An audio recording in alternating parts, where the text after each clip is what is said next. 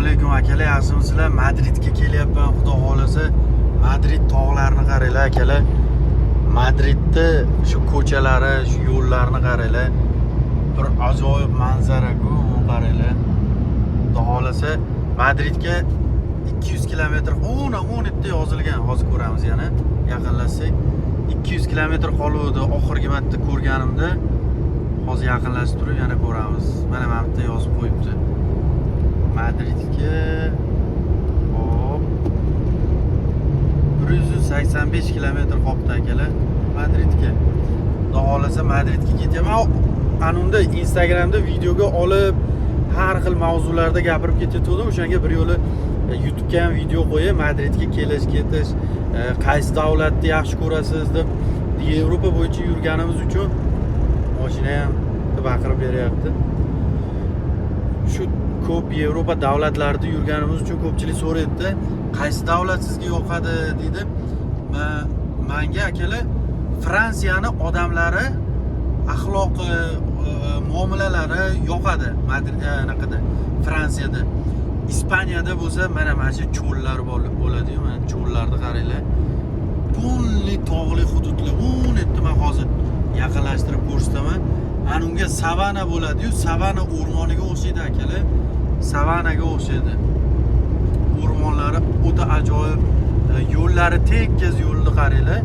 Birov indamaydi. Masalan, politsiyalari kelib problema qilmaydi akalar. Xudoga shukr, iloyim qilmasin ham. Boshqa masalan Germaniyaga politsiyaga tushganman, Fransiyada tushganman, Belgiyada ham bo'lgan adashmasam, lekin Ispaniyada hech qachon politsiyaga tushib problema orttirishmagan. Mana cho'llarni ko'rinyaptimi akalar? Cho'llari bir ajoyibda bu Ispaniyani bor, maza eng zo'r davrlar bo'lsa kerak, xudo xolasa. Bu narsa o'zim uchun ham YouTube'da xudo xolasa muhrlanib qoladi akalar. Babram bu joyda umrbodga ishlamaymiz-ku, qachondir uyga borganda eslab shu kunlarda maza davrlarida deb o'zim ham eslab yuraman, xudo xolasa. Babr o'sha qishloqdan biz mollarni olib sekin dalaga chiqqanimizda YouTube'ga kirib shu videolarni o'zim ko'raman inshaalloh. O'shanga hozir O'zbekistonda hamma kim o'zarga uylarni solib, bir-biridan baland uylarni solishyapti, yetmaganiga kredit olyapti, qarz olib ko'ryapti. Hamma uy solishni paydanda. Meni bu bitta subyektiv fikrim bor akalar. Amur Temur Samarqandda o'sha Registonni solgan. Undan keyingi masalan Xorazm xonligi, Qo'qon xonliklari bor. O'sha binolar mana 1000 yil bo'ldi, oradan 500-800 yil o'tdi. O'sha binolar hali ham turibdi-da. Uyni men endi chayla solinglar demoqchi emasman-ku. Oddiyroq qilib, mana shu Yevropada ham akalar 2,5 3 ming, 5 ming, 7 ming dollar oylik olishadi, lekin bular ham bu darajada bizga o'xshab vahshiylarcha uy solishmaydi-da. Oddiyroq qilib uyni solib, ko'p vaqtini sayohatga beradi. Ko'pincha vaqtlari mana orqasida hali dom nakolyosa deydi, ruschasiga, o'zbekchasiga balonli uylar deyiladi. Uycha ichida hojatxona, dush, spalni, oshxonalari bo'ladigan hali dom nakolyosalar bor. Ko'rgan bo'lsalaring kerak. Endi hozir yonimdan chiqib qolsa ko'rsataman sizlarga. Shunaqa uylarni sotib olishadi, mashina, motori bor, shunaqa o'zi yuradigan kabinalar. Aylanib yurishadi-da, sayohat qilib, masalan ispanslar u Litva, Boltiq dengizlarigacha boradi. Norvegiya, o'sha Skandinaviya davlatlariga boradi. Davlatlariga borib aylanib kelishadi. U tomondagilar bo'lsa, u tomon sovuq-ku, Skandinaviya hozir ham masalan Madridda 15-20 gradus bo'lsa, u joyda 8-9 gradus, 7 gradus sovuq bo'lishi mumkin. O'shalar bu tomon issiq davlatlarga keladi, aylanib ketishadi. Bularga masalan O'zbekistonda bitta nerealniy, bitta o'zi subyektiv yana fikrim, o'zimning shaxsiy fikrim bor. Toshkentda masalan bitta o'rtacha kvartira o'sha gastnitsada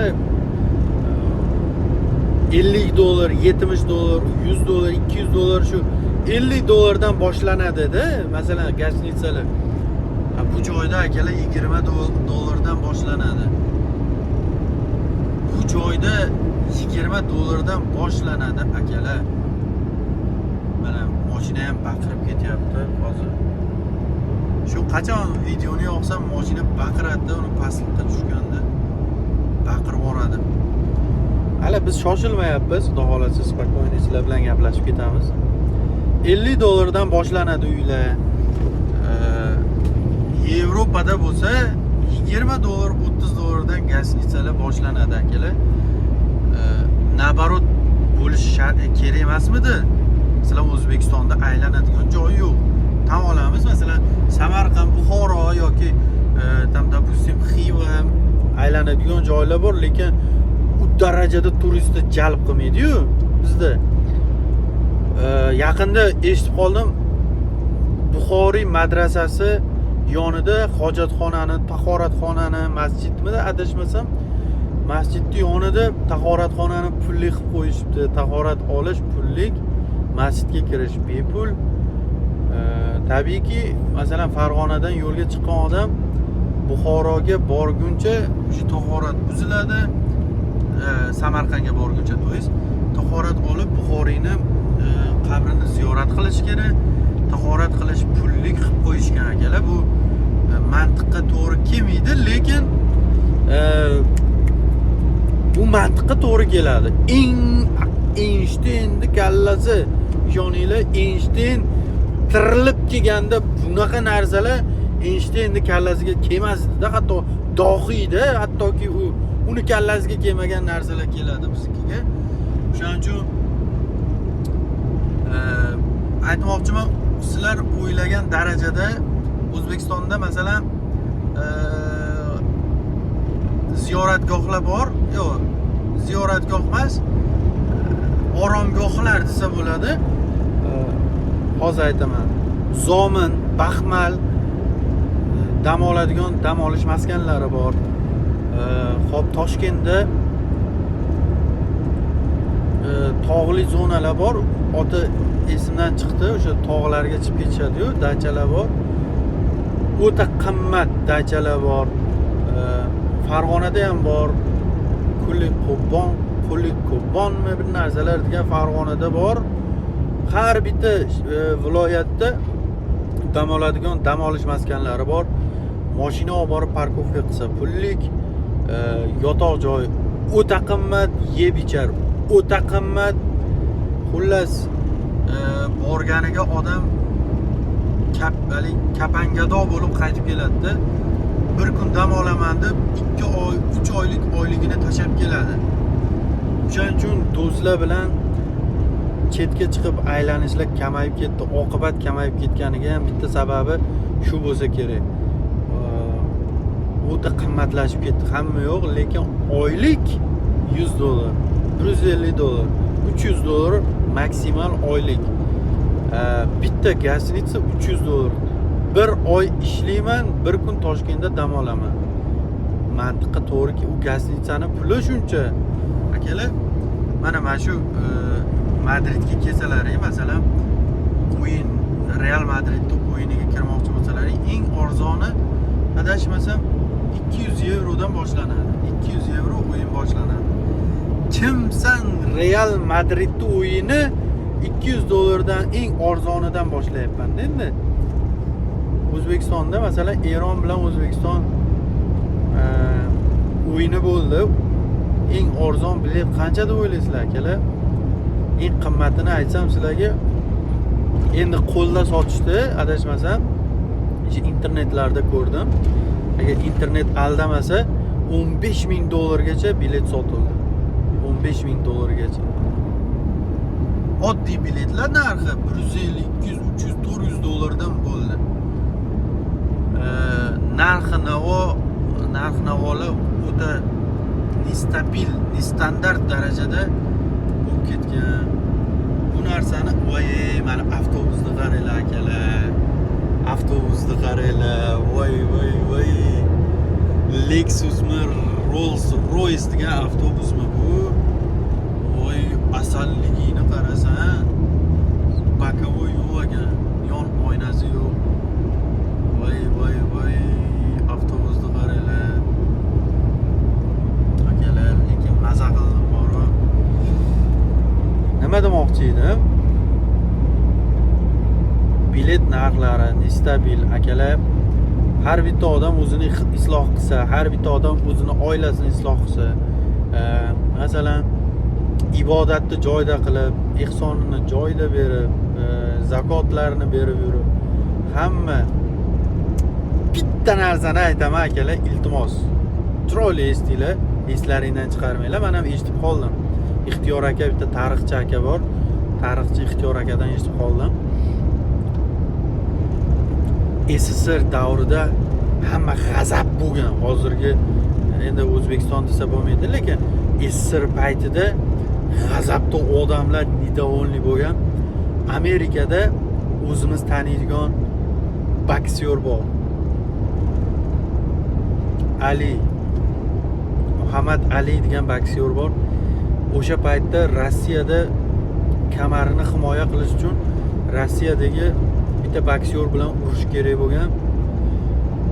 Muhammad Ali Amerikadan Rossiyaga kelgan SSR paytida kelsa, avtobusni ko'rsa, odamlarni ko'rsa, недовольный, shunaqa basharalar oqib ketgan.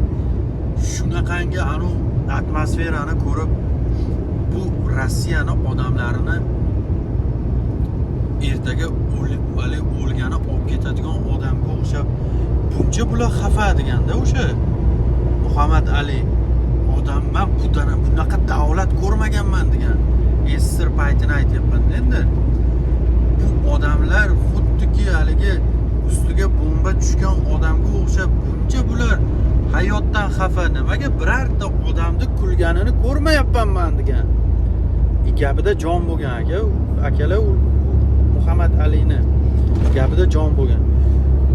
O'shaning uchun o'zimizdan tarbiyani o'zimizdan boshlashimiz kerak. Oilamizdan, aka-ukamizdan boshlashimiz kerak. Har doim qovoq tumshuq qilib aka-ukadan xafa, bir-biridan endi to'g'ri tushunsa bo'ladi. Men ham shu tarafini ma'qullayman. Ko'p aka-ukalarni urushni sababi pulni orqasidan, joyda orqasidan, yer talashgan. Aytmoqchimanki, bu narsani chiroyli qilib, o'sha meros bo'lish qoidasi borda, u shariatda bor bu qoida. O'sha qoidaga muvofiq qilib, o'sha otasidanmi, ena bobosidan qolib ketgan merosini bo'lib, shariat bo'yicha, islom doirasi bo'yicha bo'lgan holatda hammasi xursandchilikda bordi keldi. Masalan, bitta ovqat qilsa, akamga ilindim, ukamga ilindim deb aka-ukasini xabar olib, chiroyli faizli oila bo'lib turib, aka-ukalar bir-biri bilan hazillashib, chiroyli yurishga yetmaydi-da akalar. Keyin ana mana shunaqa davlatlarga kelib, aka-ukalar ahli oilasi bilan kelib, davlatga berilib ketmaslik kerak-da. Bunaqa qasr uylar solish shart emas. Kelib maza qilib aylanib ketsalaring, xohlasa men ham xursand bo'laman, sizlar ham xursand. Dunyo qarash kengayadi akalar. Odamning krugozori kengayadi. Voy, ishoninglar, sayohatda baraka bor. Pullaring kamayib qolmaydi akalar. Kelib ham ishlab, ham dam olib ketsalaring ham bo'ladi, xudo xolasa.